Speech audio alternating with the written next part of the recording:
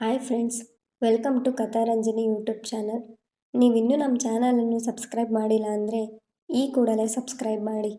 ಹಾಗೆ ಹೆಚ್ಚಿನ ನೋಟಿಫಿಕೇಷನ್ಸ್ಗಳ ಅಪ್ಡೇಟ್ಗಾಗಿ ಪಕ್ಕದಲ್ಲಿರುವ ಬೆಲ್ ಐಕಾನನ್ನು ಪ್ರೆಸ್ ಮಾಡಿ. ಅನುರಾಗ ಬಂಧನ ಭಾಗ 102.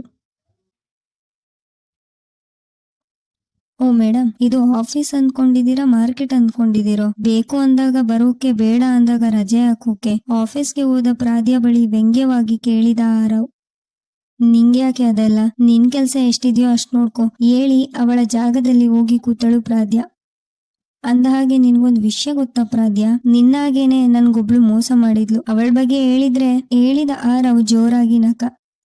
ಅವನ ಉಚ್ಚಾಟಕ್ಕೆ ಸೊಪ್ಪು ಹಾಕಬಾರದೆಂದು ಅಂದುಕೊಂಡ ಪ್ರಾದ್ಯ ಅವನ ಮಾತಿಗೆ ಕಿವಿಗೊಡಲಿಲ್ಲ. ಆಫೀಸ್ನಲ್ಲಿ ಕೆಲಸ ಮುಗಿಸಿ ಮನೆಗೆ ಹೋದಾಗ ಊರಿನಿಂದ ಬಂದಿದ್ದ ದೀಪ್ತಿ ಬಾಗಿಲು ತೆರೆದಳು. ಅಕ್ಕ, ಯಾವಾಗ ಬಂದ್ರಿ? ಅವಳನ್ನು ನೋಡಿದೊಡನೆ ಕೇಳಿದಳು ಪ್ರಾದ್ಯ. ಬೆಳಿಗ್ಗೆ ಬಂದೆ, ನನ್ನ ಫ್ರೆಂಡ್ನ ರೂಮ್ಗೆ ಹೋಗಿ ಬರುವಾಗ ತಡ ಆಯ್ತು, ಹೇಳಿದಳು ದೀಪ್ತಿ.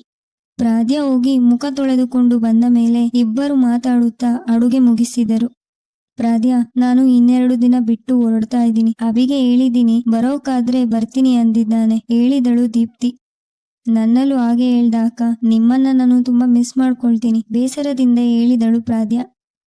ನಾನು ಅಷ್ಟೇ. ಜೀವನದಲ್ಲಿ ಅವಕಾಶ ಸಿಕ್ಕಾಗ ಬಳಸ್ಕೋಬೇಕು. ಆದಷ್ಟು ಬೇಗ ಬರ್ತೀನಿ. ನಾನು ಬರುವಷ್ಟರಲ್ಲಿ ನಿನ್ನ ಅಭಿ ವಿಚಾರ ಮನೆಯವರಿಗೆ ಕೇಳು. ದೀಪ್ತಿ ಹೇಳಿದಾಗ ತಲೆ ಆಡಿಸಿದ ಪ್ರಾದ್ಯ.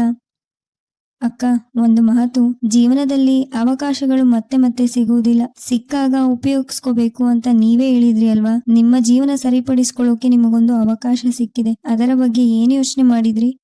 ನಿಮ್ಮ ಬಗ್ಗೆ ಎಲ್ಲ ತಿಳ್ಕೊಂಡಿರೋ ರಾಘವ್ ಅವರು ನಿಮ್ಗೆ ಸರಿಯಾದ ಜೋಡಿ ಆಗ್ತಾರೆ. ನಿಮ್ಮನ್ನ ಅರ್ಥ ಮಾಡಿಕೊಂಡು ಹೊಂದಾಣಿಕೆಯಿಂದ ಜೀವನ ಮಾಡ್ತಾರೆ ಅಂತ ನಂಗನ್ಸುತ್ತೆ. ನೀವು ಕೂಡ ಹೆಚ್ಚು ತಡ ಮಾಡದೆ ನಿಮ್ಮ ಜೀವನದ ಬಗ್ಗೆ ಒಂದು ಒಳ್ಳೆ ನಿರ್ಧಾರ ತಗೊಳ್ಳಿ ಅಕ್ಕ, ಪ್ರಾದ್ಯ ಹೇಳಿದಾಗ ದೀಪ್ತಿ ತಲೆ ಆಡಿಸಿದಳು.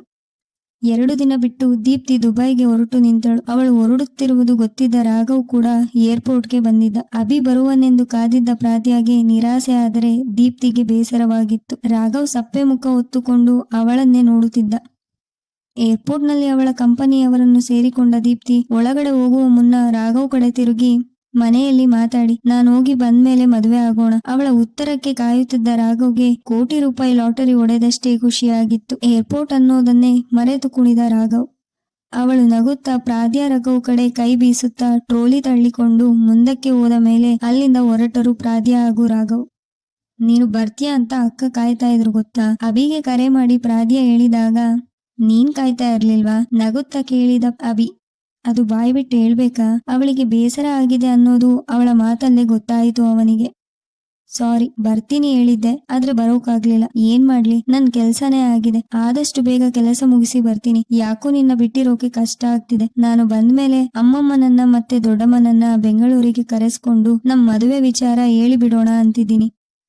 ಮುಚ್ಚಿಟ್ಟಷ್ಟು ಎಲ್ಲಿ ಹೊಸ ಸಮಸ್ಯೆ ಶುರು ಆಗುತ್ತೋ ಅಂತ ಭಯ ಆಗ್ತಿದೆ. ಇನ್ನು ಮನೆಯಲ್ಲಿ ನಮ್ಮಿಬ್ಬರ ವಿಷಯ ಹೇಳದೆ ನಿನ್ನ ಮುಟ್ಟಲ್ಲ ಅಂತ ಡಿಸೈಡ್ ಮಾಡಿದೀನಿ. ಅಪ್ಪಿತಪ್ಪಿ ನೀನೇನಾದ್ರೂ ನಂಗೆ ಬೇಗ ಮಗಳನ್ನ ಕೊಟ್ಟು ಬಿಡ್ಬೇಕು ಅಂದ್ಕೊಂಡಿದ್ರೆ ಅದ್ಕೆ ಯಾಕೆ ಸುಮ್ನೆ ರಿಸ್ಕ್ ಬೇಡ ಅಂತ ಹೇಳಿ ಮುಸಿನಕ್ಕಾಗಲೇ ಅವನ ಮಾತಿನ ತಾತ್ಪರ್ಯ ಅರ್ಥವಾಗಿದ್ದು ಅವಳಿಗೆ. ಒಳ್ಳೇದೇ ಅಲ್ವಾ? ನಿನ್ ಮಗಳನ್ನು ಮುಂದೆ ಇಟ್ಕೊಂಡು ನಾವು ಇನ್ನೊಮ್ಮೆ ಮದುವೆ ಆದ್ರೆ ಆಯ್ತು. ಎಷ್ಟು ಮಕ್ಕಳಿಗೆ ಅಪ್ಪ ಅಮ್ಮನ್ ಮದುವೆ ನೋಡೋ ಭಾಗ್ಯ ಸಿಗುತ್ತೆ ಹೇಳು? ಅವಳು ಹೇಳಿದಾಗ ನಗು ನಿಂತು ಹೋಯಿತು ಅಭಿಷ್ಟನದು. ನಾನು ತಮಾಷೆ ಮಾಡಿದ್ದು. ಮನೆಯಲ್ಲಿ ವಿಷಯ ಹೇಳದೆ ಮಗು ಆದ್ರೆ ಅಷ್ಟೇ ಕತೆ. ಅಮ್ಮಮ್ಮ ದೊಡ್ಡಮ್ಮ ಕೋಲ್ ತಗೊಂಡು ಹೊಡಿಬಹುದು ನಂಗೆ. ಅವನು ಮತ್ತೆ ನಗುತ್ತಾ ಹೇಳಿದಾಗ ಅವಳು ನಕ್ಕಳು. ಅಭಿ, ನೀನ್ ಯಾವ ಕೆಲಸದ ಮೇಲೆ ಅಲ್ಲಿಗೆ ಹೋಗಿದ್ದು? ಪರ್ಸನಲ್ ಕೆಲ್ಸನ, ಆಫೀಸ್ ಕೆಲ್ಸನ? ನಿನ್ ಆಫೀಸ್ ಬ್ರಾಂಚ್ ಅಲ್ಲೂ ಇದೆಯಾ? ಕೇಳಿದವಳಿಗೆ ಉತ್ತರಿಸಲು ಚಡಪಡಿಸಿದ ಅಭಿ. ಎಲ್ಲ ನಾನು ಬಂದ್ಮೇಲೆ ಹೇಳ್ತೀನಿ. ಈಗ ತುಂಬಾ ತಡ ಆಯ್ತು, ನೀನು ಮಲ್ಕೋ. ನಾನು ಮಲ್ಕೊಂತೀನಿ, ಸುಸ್ತಾಗಿದೆ ನಂಗೆ. ಸುಮಾರು ಹೊತ್ತು ಮಾತಾಡಿದ ಬಳಿಕ ಕರೆ ತುಂಡರಿಸಿದ ಅಭಿ. ಅವಳು ಕೂಡ ಅವನಲ್ಲಿ ಮಾತಾಡಿದ ಬಳಿಕ ನೆಮ್ಮದಿಯಲ್ಲಿ ನಿದ್ರೆಗೆ ಶರಣಾದಳು. ಅಭಿ ಕೇರಳ ಹೋದ ಮೇಲೆ ದಿನದಲ್ಲಿ 3 ಹೊತ್ತು ಕರೆ ಮಾಡಿ ಮಾತಾಡುತ್ತಿದ್ದವ ಕಳೆದ 1 ವಾರದಿಂದ ಕರೆ ಮಾಡದೆ ಇದ್ದಿದ್ದರಿಂದ ಕಂಗಾಲಾಗಿದ್ದಳು ಪ್ರಾದ್ಯ. ಅವಳಾಗಿ ಕರೆ ಮಾಡಿದರೂ ಸ್ವಿಚ್ ಆಫ್ ಬರುತ್ತಿರುವುದು ಅವಳನ್ನು ಆತಂಕಕ್ಕೆ ದೂಡಿತು. ನೋಡುವಷ್ಟು ನೋಡಿ ಸುಮ್ಮನಿರಲಾರದೆ ಪೊಲೀಸ್ ಸ್ಟೇಷನ್ ಕಡೆ ನಡೆದಳು. ಆ ಕ್ಷಣದಲ್ಲಿ ಅವಳಿಗೆ ಅಭಿ ಬಿಟ್ಟು ಬೇರೆ ಯಾರು ನೆನಪಾಗಲಿಲ್ಲ. ಅವನಿಗೆ ಏನಾಗಿದೆಯೋ ಅನ್ನೋ ಆತಂಕ ಅವಳು ಪೊಲೀಸ್ ಸ್ಟೇಷನ್ ಮೆಟ್ಟಿಲು ಹತ್ತುವ ಹಾಗೆ ಮಾಡಿತು. ಏನಮ್ಮ, ಏನಾಗ್ಬೇಕಿತ್ತು? ಹಿರಿಯ ಪೊಲೀಸ್ ಪೇದೆ ಒಬ್ಬರು ಕೇಳಿದರು. Complaint ಕೊಡ್ಬೇಕಿತ್ತು sir. ಸಲ್ವಾರ್ನ ದುಪ್ಪಟ್ಟದಿಂದ ಬೆವರು ಒರೆಸಿಕೊಳ್ಳುತ್ತಾ ನುಡಿದಳು. ಏನ್ ಕಂಪ್ಲೇಂಟ್ ಕೇಳಿದರವರು. ಅದು ನನ್ನ ಗಂಡ ಕೆಲಸದ ಮೇಲೆ ಕೇರಳ ಹೋಗಿದ್ರು. ಅಲ್ಲಿಗೆ ಹೋದ 1 ವಾರದಲ್ಲಿ ದಿನ ಕಾಲ್ ಮಾಡ್ತಿದ್ರು. ಆದ್ರೆ ಈಗೊಂದು 8 ದಿನದಿಂದ ಕಾಲ್ ಮಾಡಿಲ್ಲ. ಅವಳು ಹೇಳುತ್ತಿದ್ದಾಗ, ಕೆಲಸದ ಮೇಲೆ ಹೋಗಿದ್ರೆ ಕೆಲಸದಲ್ಲಿ ಬ್ಯುಸಿ ಆಗಿರ್ಬೇಕು, ಅದ್ಕೆ ಕಾಲ್ ಮಾಡಿಲ್ವೋ ಏನೋ, ಹಿರಿಯ ಪೇದೆ ಹೇಳಿದರು. ಇಲ್ಲ ಸರ್, ಅವನು ಎಷ್ಟೇ ಬ್ಯುಸಿ ಇದ್ರೂ ಕಾಲ್ ಮಾಡದೇ ಇರೋದಿಲ್ಲ. ಅವನಿಗೇನಾದ್ರೂ ತೊಂದರೆ ಆಗಿದ್ಯಾ ಅಂತ ಭಯ ಆಗ್ತಿದೆ ಹೇಳಿದಳು. ಯಾವ ಕಂಪ್ನಿನಲ್ಲಿ ಕೆಲಸ ಮಾಡ್ತಿದ್ದಿದ್ದು, ಅವರಲ್ಲಿ ವಿಚಾರಿಸಿದ್ರಾ? ಅವನ ಗೆಳೆಯರು ಯಾರಾದ್ರೂ ಇದ್ರೆ ಅವರಲ್ಲೂ ಒಮ್ಮೆ ವಿಚಾರಿಸ್ಬೇಕಿತ್ತು. ಹೆಂಡತಿ ಹತ್ತಿರ ಹೇಳದೇ ಇರೋ ಎಷ್ಟೋ ವಿಚಾರಗಳನ್ನ ಫ್ರೆಂಡ್ಸ್ ಜೊತೆ ಹಂಚ್ಕೊಂಡಿರ್ತಾರೆ, ಅದ್ಕೆ ಹೇಳ್ದೆ. ಅವರ ಫೋನ್ ನಂಬರ್, ನಿಮ್ಮ ಅಡ್ರೆಸ್ ಈ ಪೇಪರ್ ಮೇಲೆ ಬರೆಯಿರಿ. ಯಾರಾದ್ರೂ ಫ್ರೆಂಡ್ಸ್ದು ನಂಬರ್ ಮತ್ತೆ ಎಲ್ಲಿ ಕೆಲಸ ಮಾಡ್ತಿದ್ರು ಅನ್ನೋದನ್ನು ಕೂಡ ಬರೆಯಿರಿ. ಅವರು ಬರೆಯಲು ಪೇಪರ್ ಪೆನ್ನು ಕೊಟ್ಟು ಎದ್ದು ಹೋದಾಗ ಪ್ರಾದ್ಯಾಗೆ ರಾಘವ್ ನೆನಪಾದ. ಅವನಲ್ಲಿ ಒಂದು ಮಾತು ಕೇಳಬೇಕಿತ್ತು ಅನಿಸಿ ಕೂಡಲೇ ಅವನಿಗೆ ಕರೆ ಮಾಡಿದಳು. ಕತೆ ಮುಂದುವರಿಯುವುದು. ನಿಮಗೆಲ್ಲ ಈ ಕತೆ ಇಷ್ಟವಾಗಿದೆ ಎಂದು ಭಾವಿಸ್ತೇನೆ. ಕತೆ ಇಷ್ಟವಾಗಿದ್ದಲ್ಲಿ ಲೈಕ್ ಮಾಡಿ, ಕಮೆಂಟ್ ಮಾಡಿ, ಶೇರ್ ಮಾಡಿ. ಧನ್ಯವಾದಗಳು.